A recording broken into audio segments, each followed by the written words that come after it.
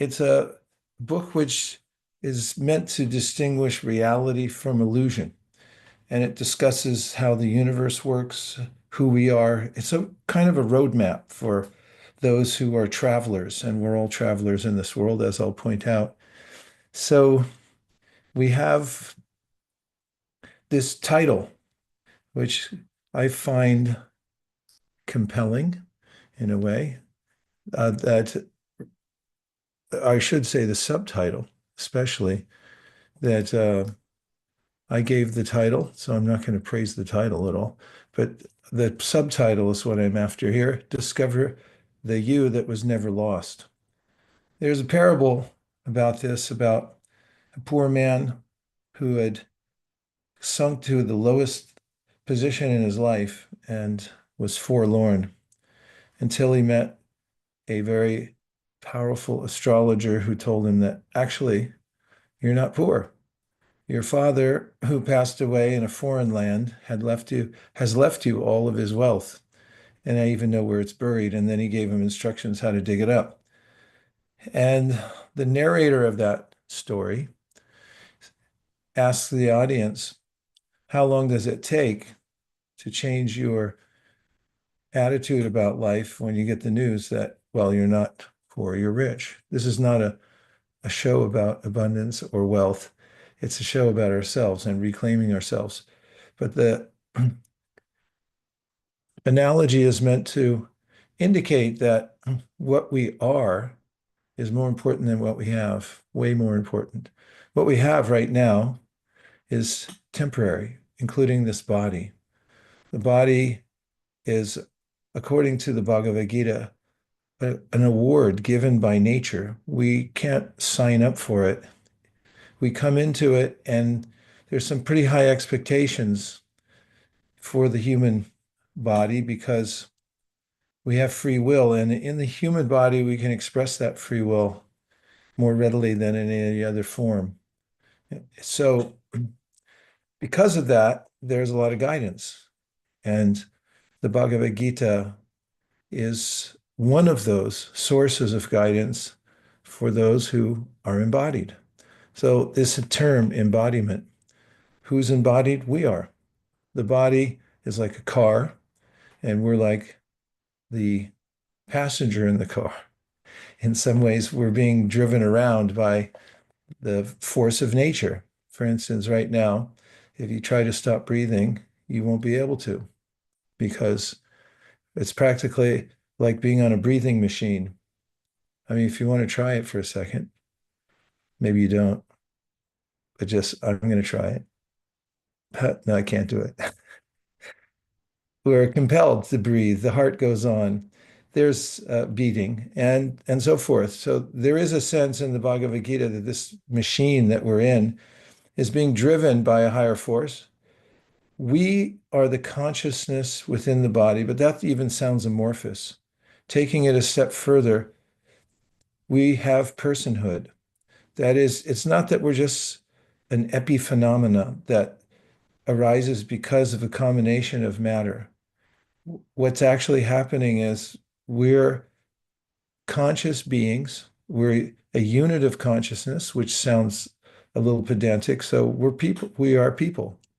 We are a person. If you've ever perceived your personhood, then according to the Bhagavad Gita, that's real. Now, what's not real is what's called ahankara. Ahankara means a false sense of self. And what is that? Very simply put, it's a misidentification with our physical body, which includes the gross material body, which I'm touching right now, and our mental body. This is in the Bhagavad Gita, Krishna says, we have two bodies, the gross body and the subtle body. I could give a comparison that might help. If you have a smartphone, my condolences. Uh, and with the smartphone, there's hardware, obviously, and then there's some software, which I know little about. However, I do know that if I accidentally drop my smartphone off the Golden Gate Bridge, I'm not going to get it back, but I can get the information back because it's backed up. And Similarly, the software we have, that we carry with us, is the mental body. Psychologists like Freud and Jung talked about our shadow body, that we have memory banks or a um, internal body that in which is recorded our experiences. There are, for instance, traumas that are there from this lifetime. But the Bhagavad Gita claims we have what's called purva samskaras. That means we have stored memories, not just from this life, but for previous lives. So when the gross physical body, and here I'm kind of describing what's commonly known as reincarnation, which, if you think of the word itself, it's got the word karna in it, which means flesh. Reincarnation, you're changing the flesh all the time. But when we leave a gross material body, we take with us the software and the impressions, memories from previous lifetimes are still with us. Now, what's beyond that? That's what some people call, in some contexts, the soul, although that can be a trigger word because it sounds very religious. But what the Bhagavad Gita would say is this is the conscious living being. And if we want a more scientific understanding of this, which most do, there's higher and lower energies. The lower energy are the gross and subtle physical body, and I emphasize physical because it's part of the physical world. We, on the other hand, are part of the superior energy, which is, okay, here comes the more modern term, consciousness. And there's a lot of studies in consciousness nowadays. Many are pointing out that you cannot define consciousness or study it through physics because physics studies the physical world. And there, if you have the wrong tool and you go out and try to investigate the world, you're not going to know much about it. And there are different tools that one uses to explore consciousness. And Bhagavad Gita gives many of those tools. And that's what we're talking about today, because beyond the physical, gross, and subtle body, there's us, the actual person. The eye does not see, we see. The eye is a fleshy instrument, a miraculous one at that, that perceives light, it translates it through some nervous system, but we are the perceiver within the body. We interpret it when we see it, and we can also experience our own consciousness beyond the body. Obvious cases are people who have near-death experiences and see themselves below on the operating table and then come back into the body. There are liminal states many of us have been through. I mean, just in ordinary times, not near-death experiences, like waking up from a dream and realizing that you're traveling on another plane in the dream world, but you come back into your physical body and so forth. But through meditation, one can also isolate oneself from the mind and body by perceiving that I'm the perceiver. I'm observing my body, and therefore it's not I body, it's my body. I'm looking at it and I just happen to be occupying it right now. And there is a time when I won't occupy this body. If you consider that, it changes your perspective and the way you act with the world. I'm in the body now, but at some point, which could be at any time, then I'm not going to be in the body. I'll be in another body, according to the Bhagavad Gita. So, digging down deeper, not just accepting the ephemeral body that we're in now as the self. That's called, according to Bhagavad Gita, ahankar, false ego, false sense of self. It's a conjured idea of who we are. We're something beyond that. And yoga and the process of yoga, which is meant to, first of all, come to a platform above the bodily concept of life and understand that I am a conscious being within the body. And then there's another step, and that's where the true meaning of yoga comes in, means that I'm part of a greater whole. I'm part of a greater whole. So I'm an individual, but I'm part of a greater whole. And how can we understand that? According to analogy, there's the sun. The sun is one thing, but it's also different because there are different parts to the sun. There are the sun rays, and then there are within the sun rays, there are photons, particles of light. And then if you consider a sun ray coming into your room, you might say there's the sun, but it's not really the whole sun. It's part of the sun. And so this investigation into consciousness, identifying one's individuality, and then understanding that there's a source to myself. In other words, I'm part of a greater whole. And when we commune with that bigger whole, with the complete whole as a part, when we commune with the complete whole, then we're in a state of yoga. Yoga comes from the word in Sanskrit, yuj, which means to connect. And herein lies the source of completeness. When I forget my place as part of the complete whole, and I feel completely separate, then I have this illusory world. I have an illusory self. I am man, woman, cat, dog. If you ask a dolphin, who are you? And she says, I'm a dolphin. You say, you are not a dolphin. You're a spiritual being within a dolphin's body. I'm giving the context of how one would speak according to the Bhagavad Gita. So that changes a lot of things and explains a lot of things too. When we think of being on a continuum, that we've come into this world suddenly. I was driving down from Northern California this morning very early, and I drove past the actual hospital I was born in 1956. And I was thinking, wow, yeah, it was just a few minutes ago. And when I when I was born, somebody assigned me a name and a house and said, here's your new house. Here are your new people you're going to be with, who are mostly gone now. And I'm moving on. I'm getting to the point where next stage, I'll drop this body somewhere. It'll merge back into the elements. And where am I going to be? Well, some people say you won't be anywhere because you're just chemicals. But the Bhagavad Gita doesn't subscribe to this point of view. And when you think about it carefully, which we will, I'll go into a few slides in giving the logic of the Bhagavad Gita, you can appreciate the fact that you're the same person you were when you were a child, when you were an adolescent, when you're middle aged. Well, I'm speaking for myself now, and then when you're counting the past that. So there's a way in which you can be observant that the body's changing, but you're not changing. So how does this help? How does it help?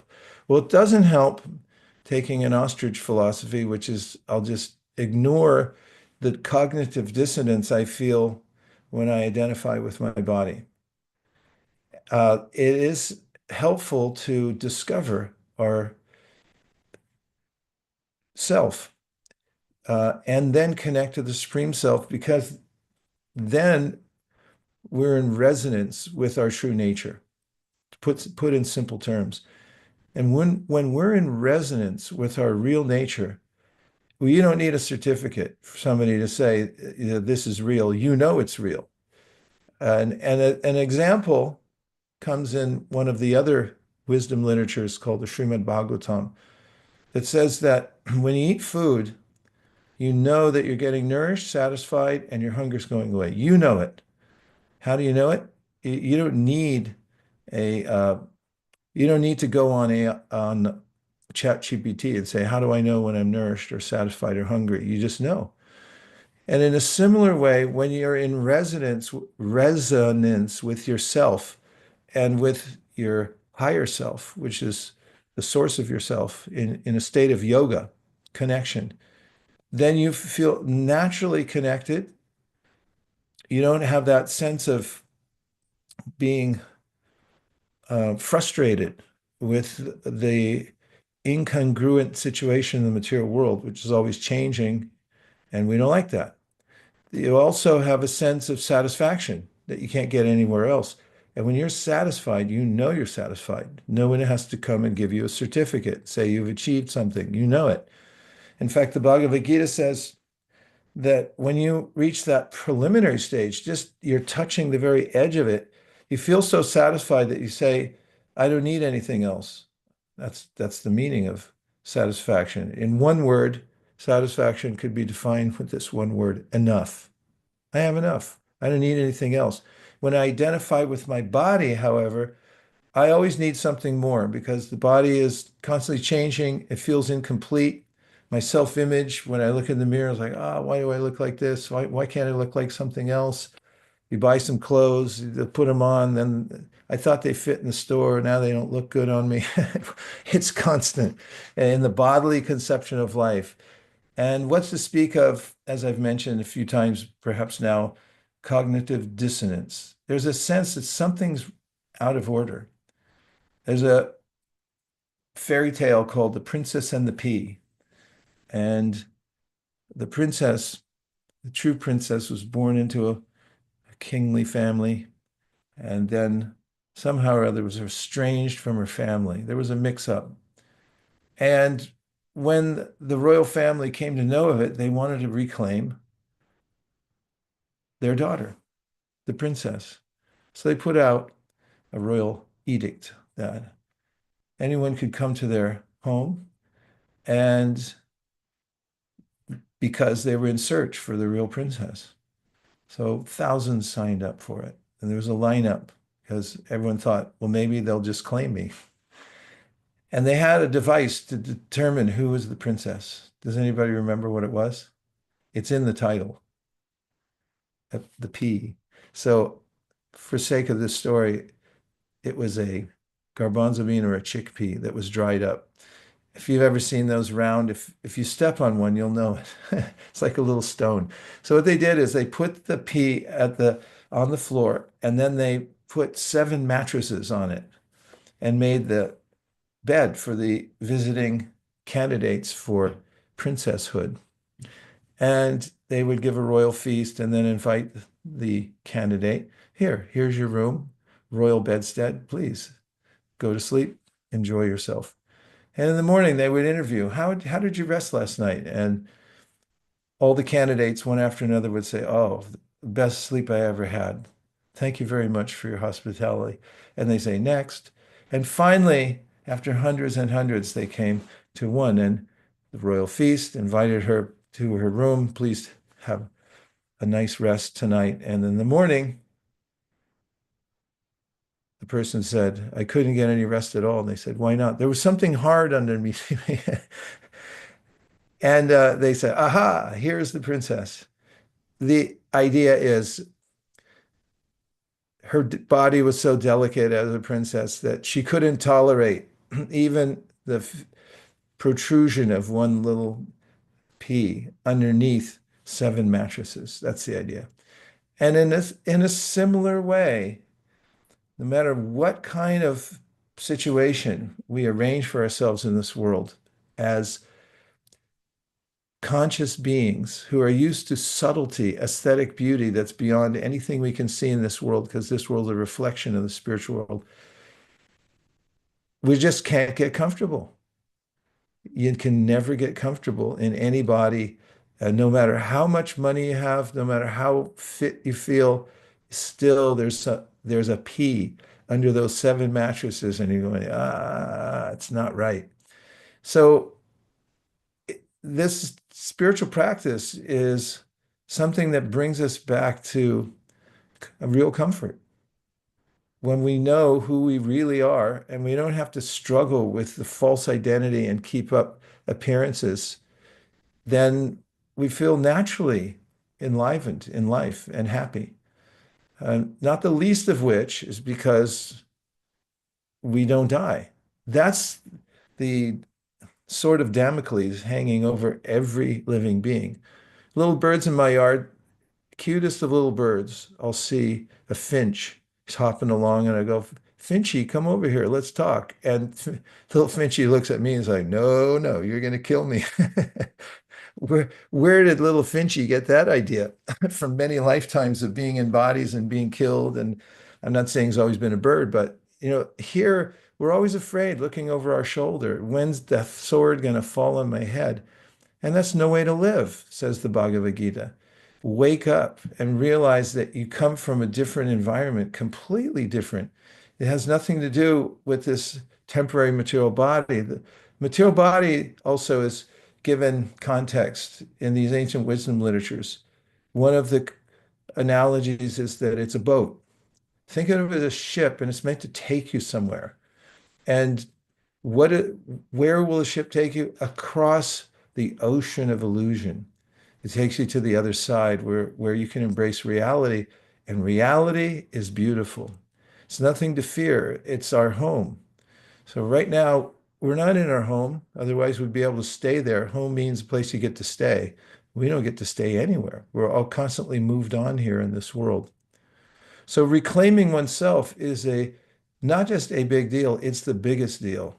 Without that, doesn't matter what else we do, we're not going to feel satisfied. So Bhagavad Gita starts on that note, and it opens with a scene that is compelling. It's the great warrior, Arjuna, who's about to help protect a lot of people who are suffering because of a bad regime, something people can probably relate to. And there's a way in which the great warrior Arjuna, who's never shied away from a battle, suddenly loses his courage. And the mental suffering he's undergoing is epic. And the driver of his chariot, these warriors would ride on these chariots and they'd shoot arrows and they'd fight with the enemy. And the chariot driver, who's his friend, turns out to be his teacher. And so Arjuna, in complete despair, in the first chapter of the Bhagavad Gita, is sometimes labeled the yoga of despair. Imagine that. What kind of yoga do you do? The yoga of despair. I mean, there's hot yoga, there's hatha yoga, there's pet yoga, there's every kind of yoga now. What do you do? I'm in the yoga of despair. So Arjuna displayed the depths of despair, not knowing what to do and whom to turn to, and the cognitive dissonance dial was turned up to 10. That's high as it goes.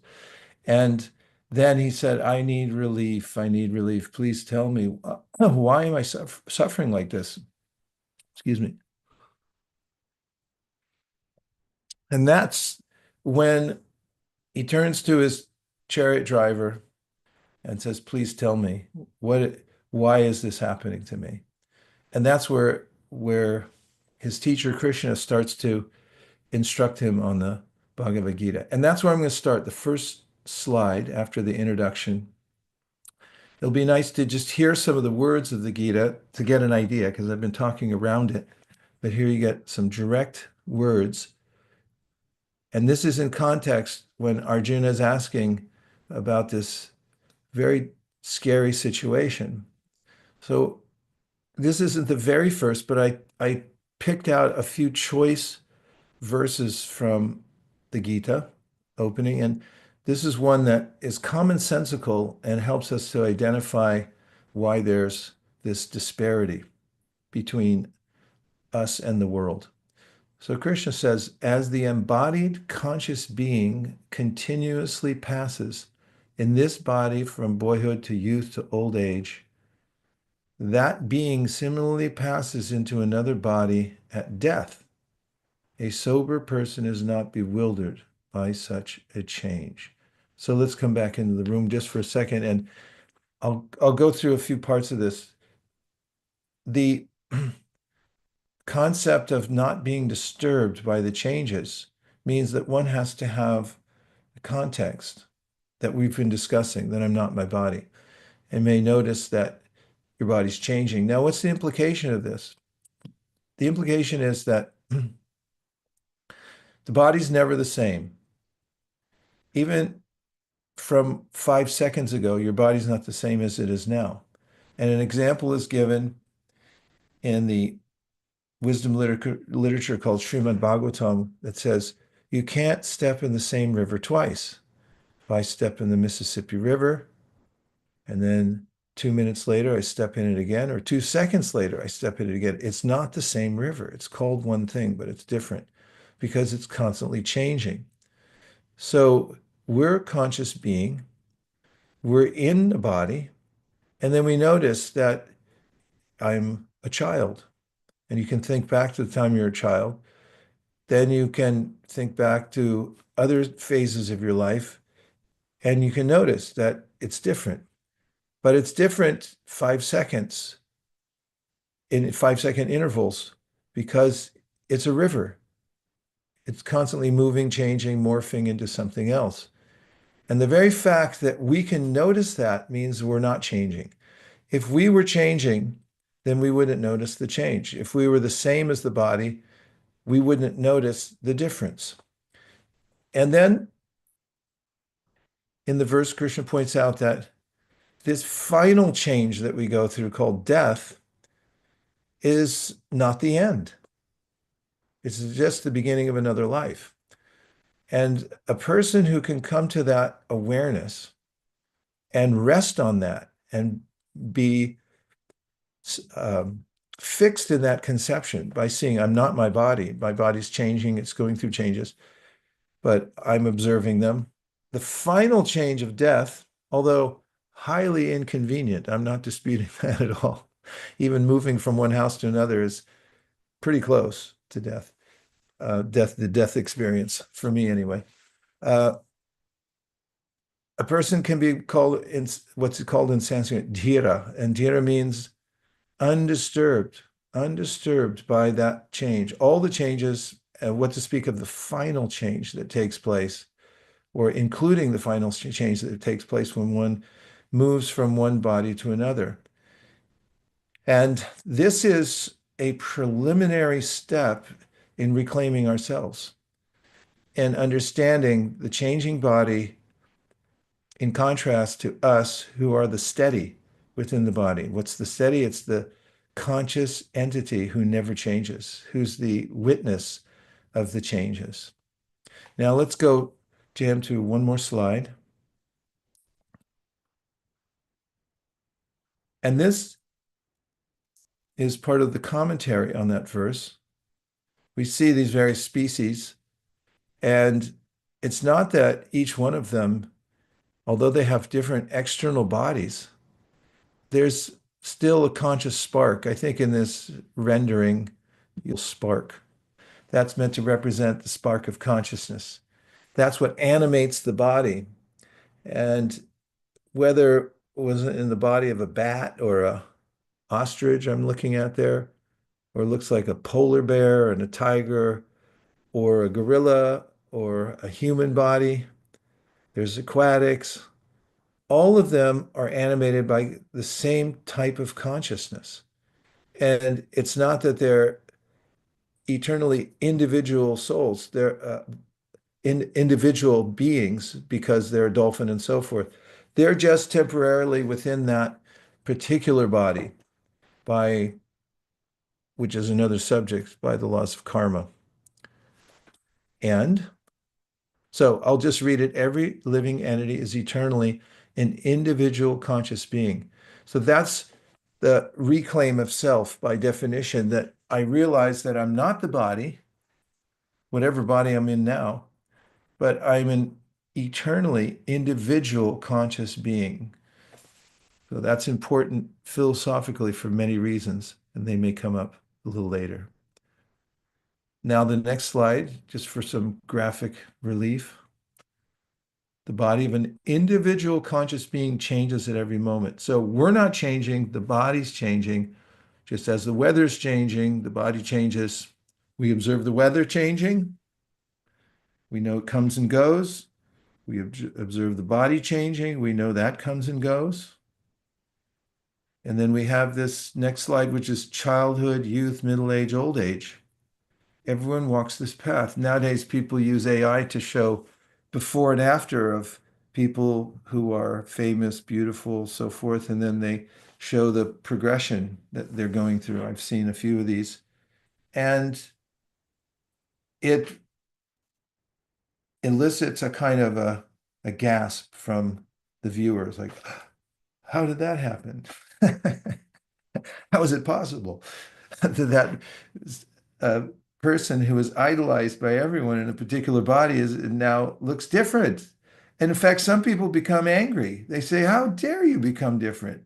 I know you as the famous athlete, movie star. How, why do you look like this now?" In fact, I know I've read articles that some, especially women, get um,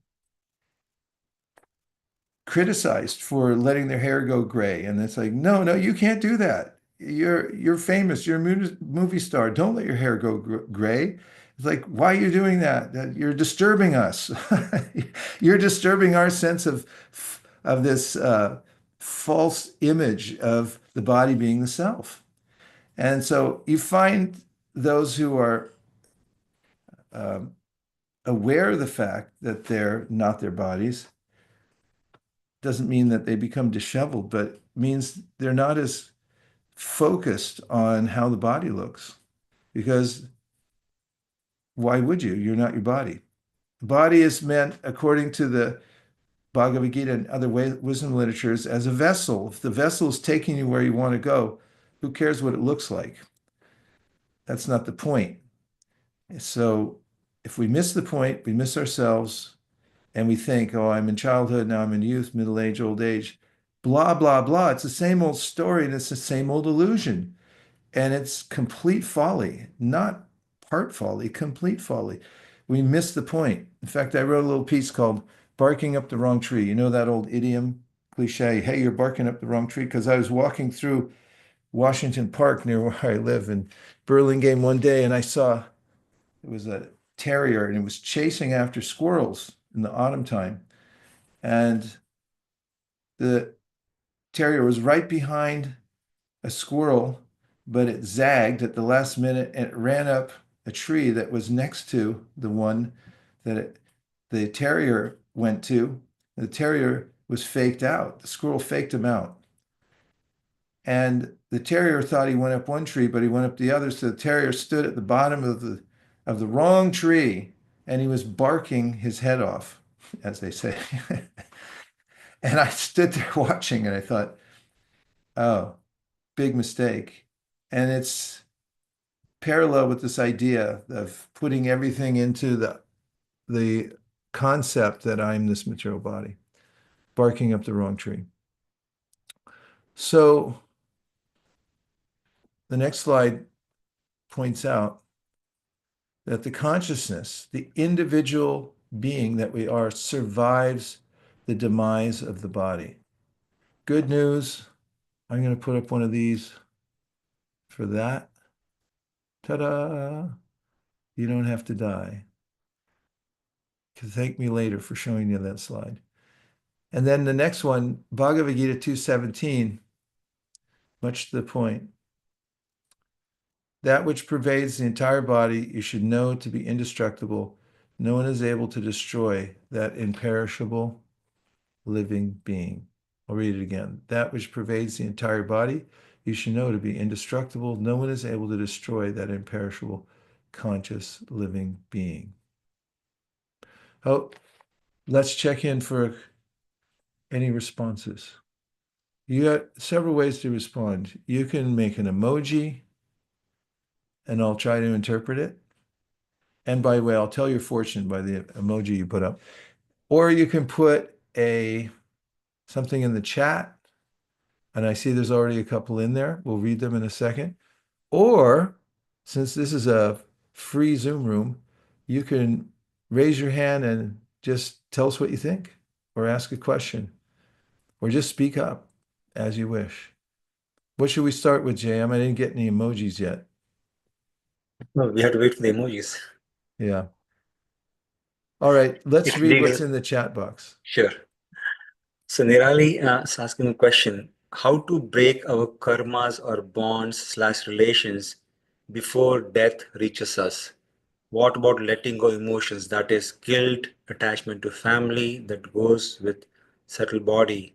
What happens to family after we die, and specifically if work is not done or untimely death?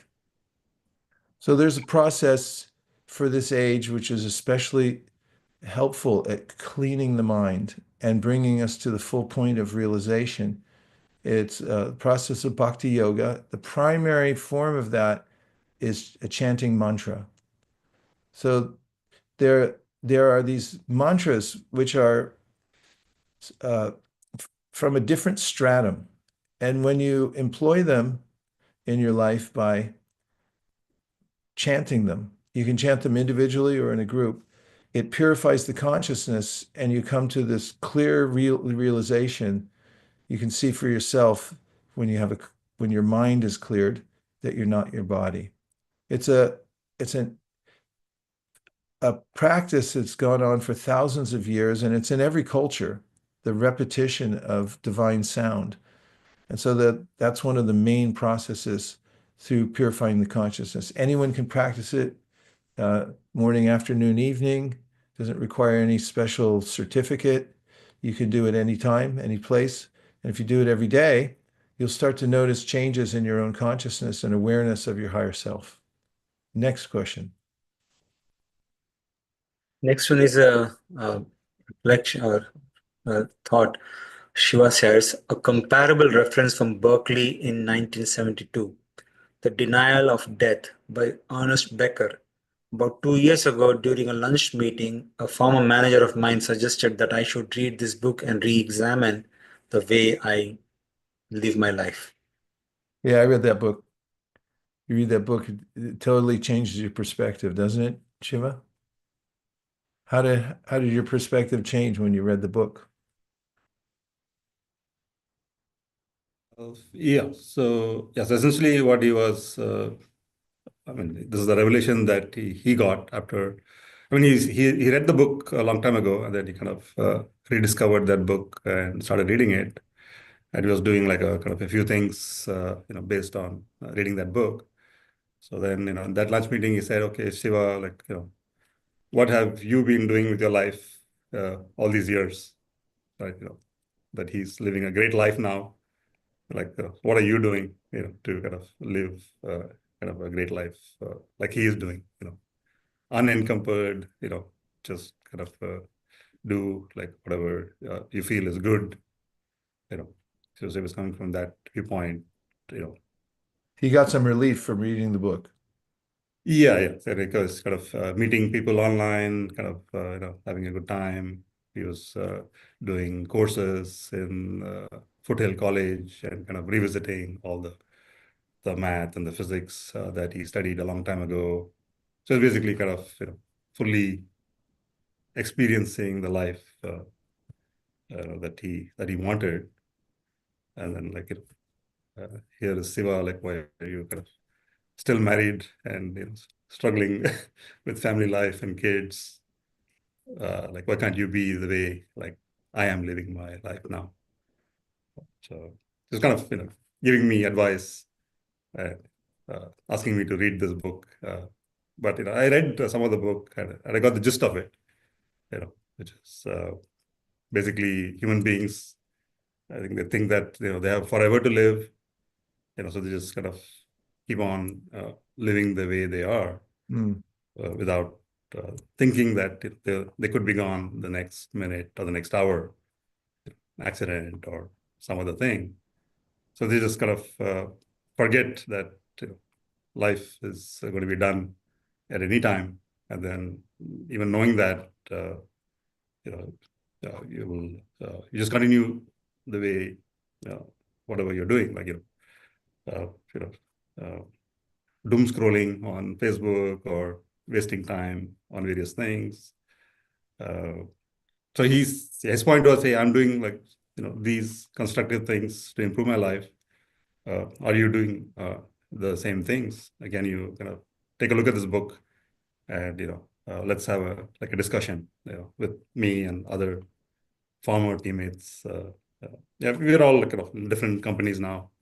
So, but we were in the same company about 17 years ago.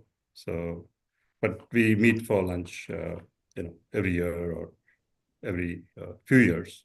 I mean, the gap was longer because of the pandemic. But then, yeah, looked like he's been doing a lot of thinking, during pandemic years, and maybe he saw this book and got a revelation, and he wanted to kind of impart his view of the world to the three of at least to the two of us who were there at that time. That hey, what have you been doing all your life when you could be doing much bigger things? And that's one of the points that I think the author makes in his book. Like, a human being can kind of go all out and achieve like whatever they want, put the maximum effort and achieve what they want. But then they kind of put the self break, okay, kind of, we don't need to go like all out, kind of, we have to, consider some constraints about the way we live, right? So like his point was, okay, if you're, because he's kind of a divorced guy, like I think he did masters in UC Berkeley. So I think he has all the Berkeley know-how from the 70s. So he said, okay, if you guys, I think you're telling me that, okay, you're leading a happily married life with kids, but I don't think so. So like I'm divorced and, I'm like a completely free man, uh, no encumbrances. I got to meet all these various people online. I meet with some of them, like have fun, and then I do all this, studies in the revisiting all his school courses, college So if I courses. understand correctly, he got a, a paradigm shift, to use that now Yes, cliche. yes. So he was excited about sharing that paradigm shift to Yeah, his former, employees, I and got it. yeah. So Thanks, Shiva. And I think that also the topic is practically taboo to bring it up about death. And that even the title is a little bit intimidating, the denial of death. I mean, one of his points in the book is that practically every human activity is focused on denying the idea or just stuffing it, that we have to leave at a certain point, and just being brave enough to admit, okay, there is a beginning and an end. It does tend to give one this renewed sense of purpose in life, which is one of the main points that I think he was making. right. And it's it's palpable. In Yeah. fact, in a writing I just made recently, I included some perspectives of a hospice nurse who talked about how when people come near the end, they have this uh, wave, retrospective, looking back, wishing they had done more, thinking that, and also giving it similar advice. You should take advantage while you have the opportunity. Thank you very much, Shiva. I really appreciate it.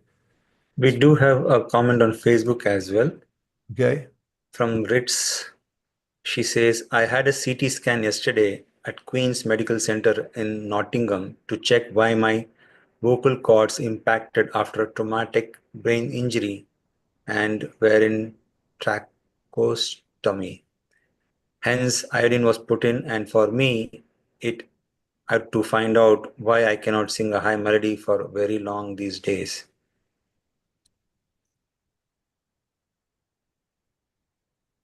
I think she was just saying that the bodies change. I think that's the Yep. point. Yeah. Yeah. Very relatable. Thank you for the comment. A couple more slides.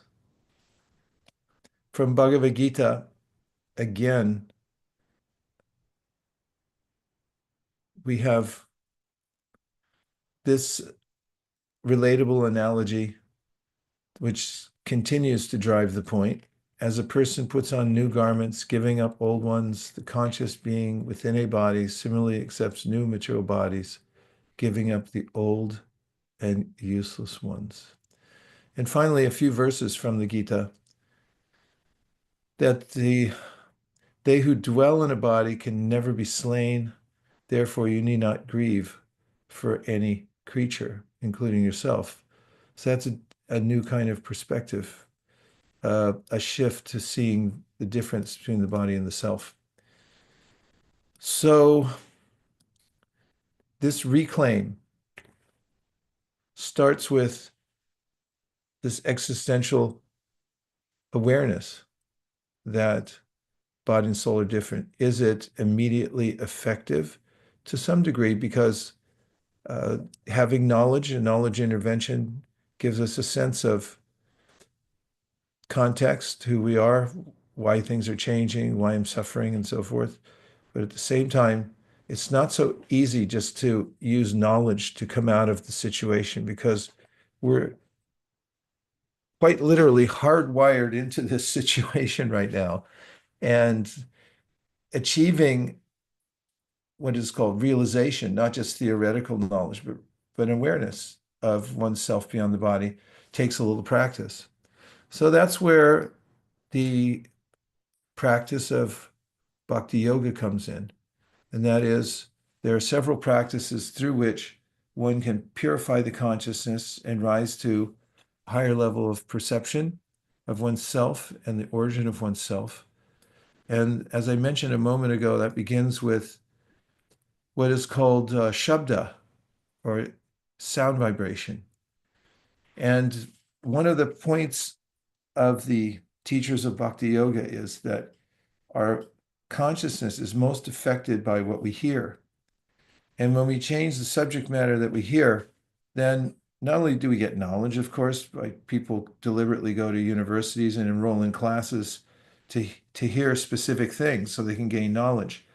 So in the practice of purifying one's consciousness, there's a way in which there are sound vibrations and teachings that help to give us not only perspective, but also the sound vibration itself brings us to this awareness of ourself, because it has the potency to do so. So there are what is called mantras. Man means mind, and tra means to uplift or to deliver. And we can be lifted above the illusory sense of self by mantra. This is the claim of the Bhakti Yoga teachers. So one can practice it by sitting and chanting the mantra, or walking and chanting the mantra and observing the world from a different perspective. And there's also ways in which to sing the mantra. For ages, people have gotten together and repeated the mantra through singing. I just got a message from Zoom saying, confirm your speaking language. Sounds like you might have switched to different language. Please update it so we can provide better quality transcription. I think I used too many Sanskrit words. All right, so now it's your turn. Let's hear a few reflections before we go. Anything that you heard, one point, and just give it in a minute so a few people can jump in. A 60-second recall of any one point you heard that you can reflect back.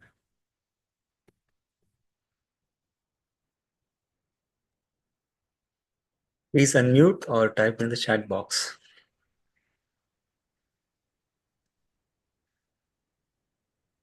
Go ahead. Hi, Darby Devidasi, please go ahead.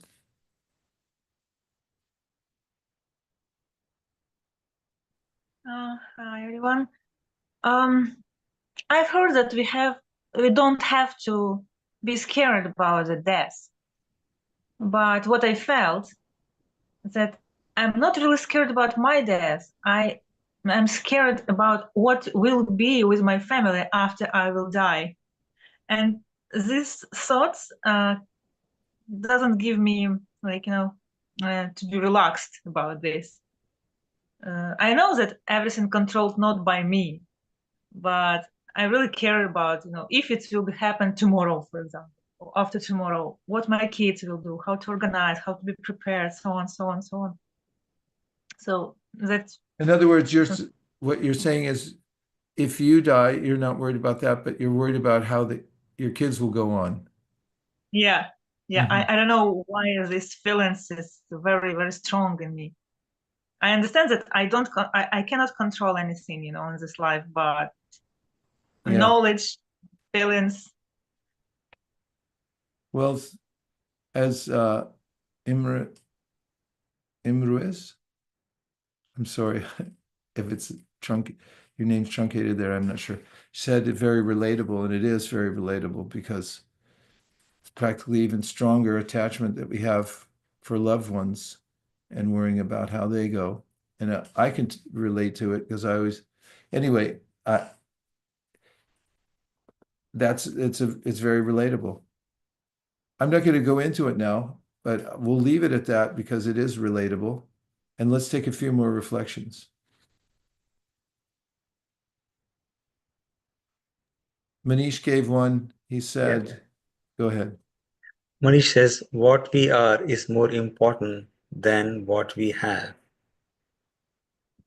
Implication is if you know who you are, if you're able to see that you're indestructible, you're eternal, and so forth, then that's whatever things slip through your fingers or whatever you have now, they take on a different sense of meaning and relevance in your life. 3 more. Let's see if we can do it. It's like one of those drives for public radio. Try to get 3 more before we sign off.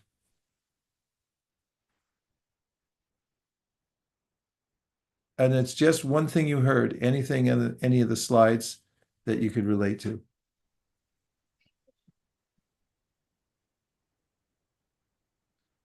Jam, what did you relate to? Oh, I was going to add something. Oh, go ahead. I please. remember the spark is separate from the body, and maybe I could have been a cockroach before. Uh-huh. Yeah. And if you look at a cockroach, if you talk to a cockroach, you'll notice that they're conscious. It's quite amazing that they don't want to be killed either. If somebody turns on the lights, then they run away. And if somebody comes near them, they'll zigzag every which way to get out. And they're really smart too. So same living being inside a different body. Frank Kafka wrote a horror story about a person who woke up in an insect body. And I heard that when I was a kid, and it frightened me. So there is a kind of repulsion for thinking about, oh, I'm in this body or that body. But according to the Bhagavad Gita, that's the reality. And when you're in a particular body, you don't think it's abnormal. Metamorphosis, thank you. Shiv, you're a big reader. Yeah. Yeah. Okay, one more. I mean, 2 more. You got 3 minutes. A reflection. In my case, I related to death being as like is just a transition point, and it always helps to reprioritize. Like if you're under stress or you're trying to think what to do. For example, in Bhutan, I believe they think of death 5 times a day, which helps them to keep focusing on keep the main thing, and don't. If you die tomorrow, will this matter what you're worried about today? Hmm.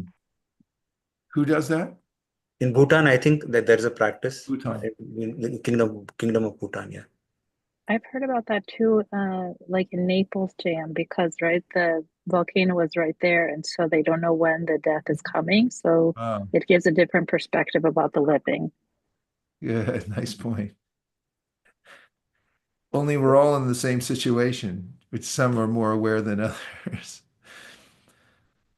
Well, as Nirali a, just posted, yes. not fear of the death. We are not body, mind, or personality. Yeah. Thanks, Not fear the Nirali. death. Yeah. Well, I hope this show wasn't too dark. It wasn't meant to be. And in some ways, talking about this existential reality that we're not our body and so forth is liberating, as Shiva pointed out, changing perspective and realizing who we are. The main point of this is, of course, not death. It's that we don't die and that our actual self, the real self, our real identity is something that is beyond the body.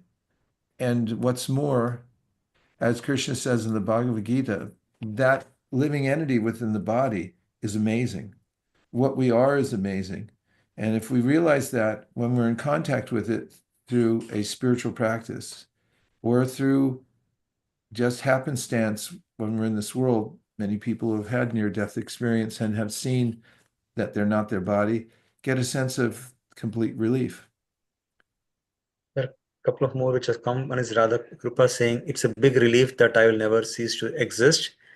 And Nirali following up, yes, we are eternal, is more positive sounding. Good. We ended on a positive note.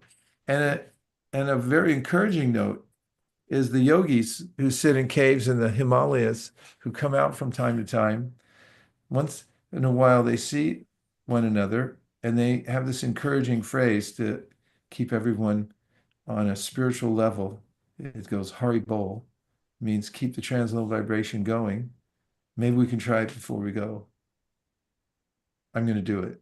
Hari Bol. Haribol! Haribol! Haribol!